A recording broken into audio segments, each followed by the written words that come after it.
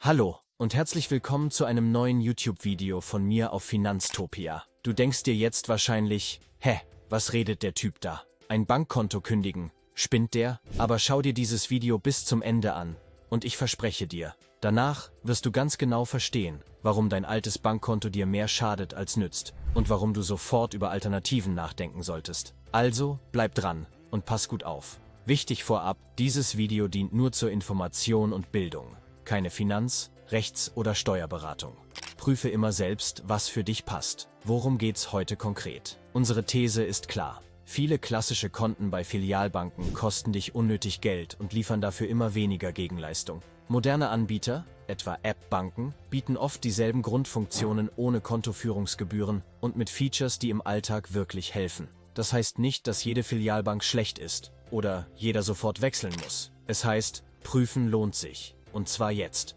Kurz zum aktuellen Bild. In Deutschland haben sehr viele Menschen ihr Hauptkonto noch bei klassischen Banken. Gleichzeitig wurden in den letzten Jahren Filialnetze ausgedünnt, Leistungen digitalisiert und Gebühren an vielen Stellen eingeführt oder erhöht. Kontoführung, Abhebungen außerhalb des Verbunds, Papierüberweisungen, Schalterservice, teils sogar Bareinzahlungen. Parallel dazu sind moderne Anbieter entstanden, die per App alles abbilden.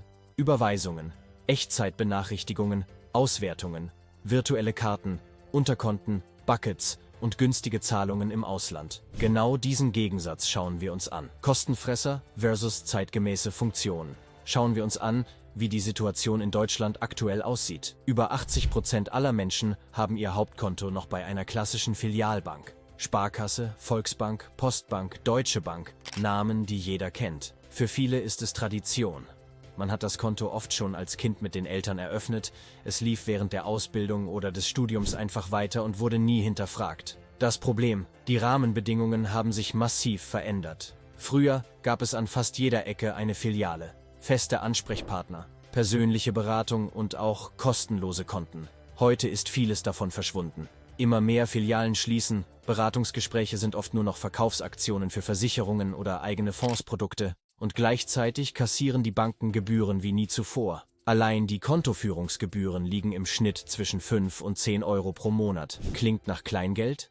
Rechne es hoch. 60 bis 120 Euro im Jahr. Nur dafür, dass dein Konto existiert. Und das ist nicht alles. Viele Banken verlangen Gebühren für Abhebungen an Fremdautomaten, Überweisungen am Schalter, die Zusendung von Kontoauszügen per Post, Bareinzahlungen, wenn du nicht an einem bestimmten Automaten stehst. Dazu kommen komplizierte Preislisten, die kaum jemand liest oder versteht. Die Folge: viele merken gar nicht, wie viel Geld sie still und leise verlieren. Mein Tipp: mach sofort den Kostencheck. Sieh dir deine letzten Kontoauszüge an und prüfe, welche Gebühr fällt jeden Monat an. Wie hoch ist die jährliche Belastung? Du wirst überrascht sein, wie viel da zusammenkommt. Viele zahlen locker über 100 Euro im Jahr für eine Leistung, die es woanders kostenlos gibt. Parallel dazu sind digitale Anbieter gewachsen. Banken wie N26, Revolut oder Vivid oder auch Fintechs, die als Partnerbanken mit Lizenz arbeiten. Sie setzen auf Apps, Echtzeitbenachrichtigungen, intuitive Bedienung und günstige oder kostenlose Auslandseinsätze. Das Spannende: die Basisversion ist oft komplett kostenlos. Kein Mindestgeldeingang, keine Kontoführungsgebühr, keine versteckten Kosten und trotzdem mehr Komfort als bei vielen klassischen Banken. Genau diesen Gegensatz wollen wir uns jetzt im Detail anschauen. Wo liegen die größten Nachteile klassischer Banken? Und wie unterscheiden sich die modernen Anbieter? Kommen wir zu den Nachteilen klassischer Banken. Der größte und offensichtlichste Punkt sind die Gebühren. Kontoführung, Karten, Abhebungen. Fast alles kostet extra. Während früher das Girokonto oft kostenlos war, drehen viele Banken inzwischen an der Gebührenschraube. 5, 7 oder sogar 10 Euro pro Monat sind keine Seltenheit. Das summiert sich auf 60 bis 120 Euro im Jahr. Rechne das mal über 10 Jahre hoch. Da bist du schnell bei über 1000 Euro, die einfach weg sind, nur für ein Konto. Und es bleibt nicht bei der Kontoführung. Bei vielen Instituten zahlst du zusätzlich für Abhebungen an Automaten außerhalb des eigenen Verbunds, Überweisungen oder Daueraufträge am Schalter, Bargeldeinzahlungen, Ersatzkarten oder gar das Schließen des Kontos. Oft steht das alles in Preis- und Leistungsverzeichnissen, die mehrere Seiten lang sind und kaum einer liest. Und genau das ist das Problem. Viele wissen nicht einmal, wie viel sie zahlen. Deshalb an dich der Appell: schau dir an, was dein Konto aktuell wirklich kostet. Du wirst erstaunt sein, wie hoch die versteckten Kosten sind. Ein weiterer Nachteil: Service und Leistung sind schlechter geworden. Filialen werden geschlossen, Beratung gibt es immer weniger. Früher war es normal, dass man in seiner Bank jemanden persönlich kannte. Heute sind es anonyme Callcenter, lange Wartezeiten und standardisierte Antworten. Die persönliche Nähe ist verschwunden, die Kosten aber sind geblieben. Außerdem hinken viele traditionelle Banken technisch hinterher. Mobile Apps sind oft unübersichtlich oder eingeschränkt, Push-Benachrichtigungen nach Zahlungen fehlen oder sind kostenpflichtig. Und moderne Features wie Unterkonten, virtuelle Karten oder Echtzeitüberweisungen gibt es entweder gar nicht oder nur gegen Aufpreis. Kurz gesagt, klassische Banken kassieren Gebühren, ohne die Leistung von früher zu liefern. Das ist wie ein Streamingdienst, der jedes Jahr teurer wird, aber immer weniger Filme im Angebot hat. Mich würde an der Stelle mal interessieren, welche Bank nutzt du aktuell? Schreib's gerne in die Kommentare. Vielleicht sehen wir dann, wo die meisten von euch ihr Konto führen. Schauen wir jetzt auf die Vorteile moderner Anbieter wie Revolut, N26 oder Vivit. Der wichtigste Punkt gleich am Anfang: keine Kontoführungsgebühren. In der Basisversion zahlst du nichts, weder monatlich noch jährlich. Keine versteckten Kosten, keine Mindestgeldeingänge. Damit sparst du im Vergleich zu klassischen Banken sofort 60 bis 120 Euro pro Jahr. Doch es geht nicht nur ums Geld, sondern auch um den Komfort. Moderne Banken setzen konsequent auf ihre Apps. Jede Zahlung siehst du in Echtzeit mit Push-Benachrichtigung auf deinem Handy.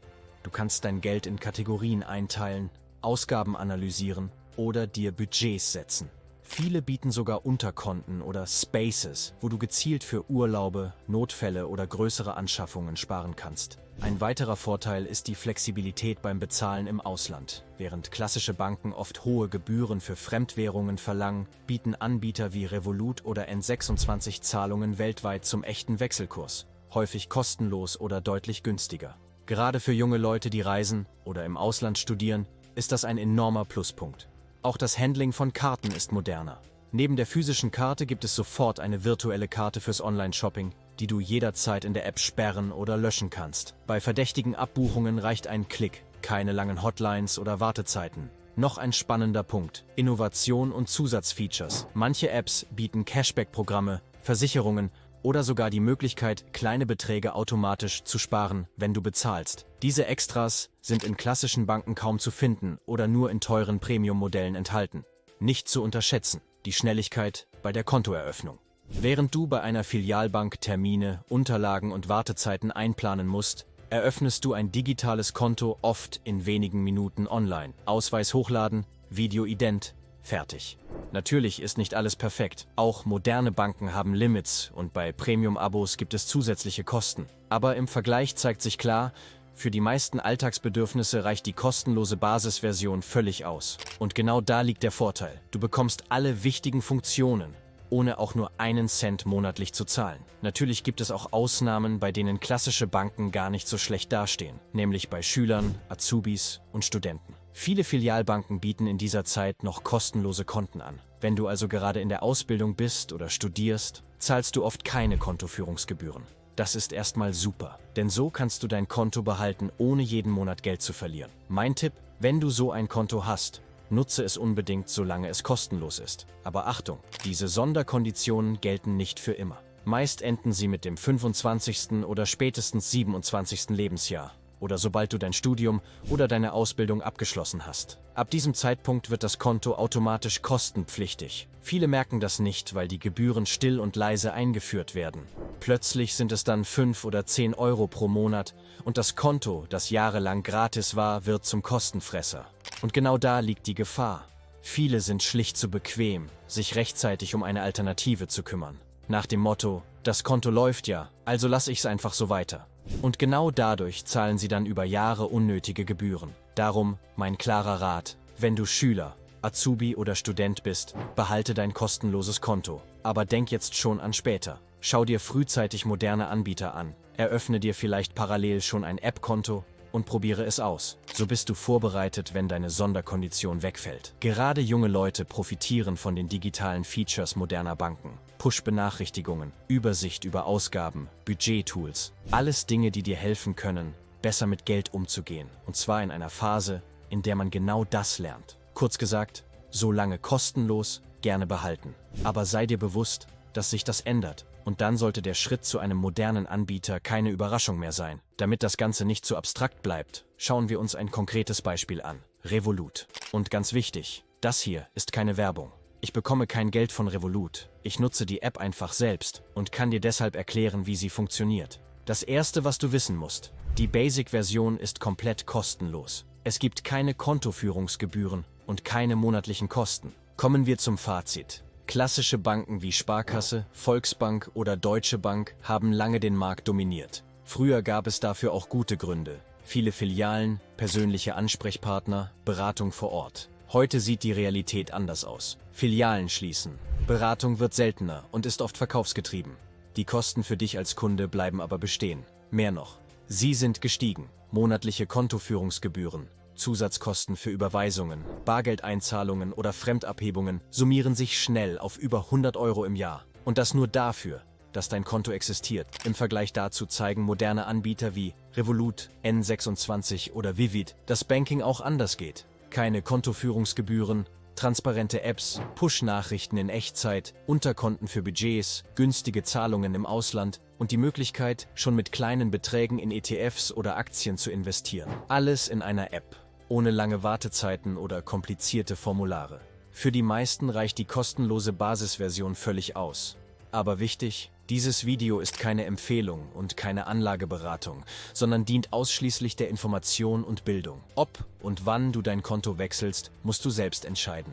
Der wichtigste Schritt ist, dass du dir bewusst machst: was kostet dich dein Konto im Monat oder im Jahr? Viele haben das nicht auf dem Schirm und zahlen über Jahre still und leise drauf. Mein Rat: prüfe deine Gebühren, informiere dich über Alternativen und überlege, was zu dir passt. Wenn du Schüler, Azubi oder Student bist, nutze dein kostenloses Konto gerne so lange wie möglich. Aber denk daran: irgendwann fällt die Sonderkondition weg und spätestens dann solltest du vorbereitet sein. Jetzt interessiert mich deine Meinung. Wie siehst du das Thema? Bleibst du bei deiner Hausbank oder hast du schon Erfahrungen mit App-Banken gesammelt? Schreib es mir unbedingt in die Kommentare. Wenn dir dieses Video gefallen hat, lass gerne ein Abo da, um kein Update mehr zu verpassen. Bleibt gesund und denkt daran: Zeit ist Geld.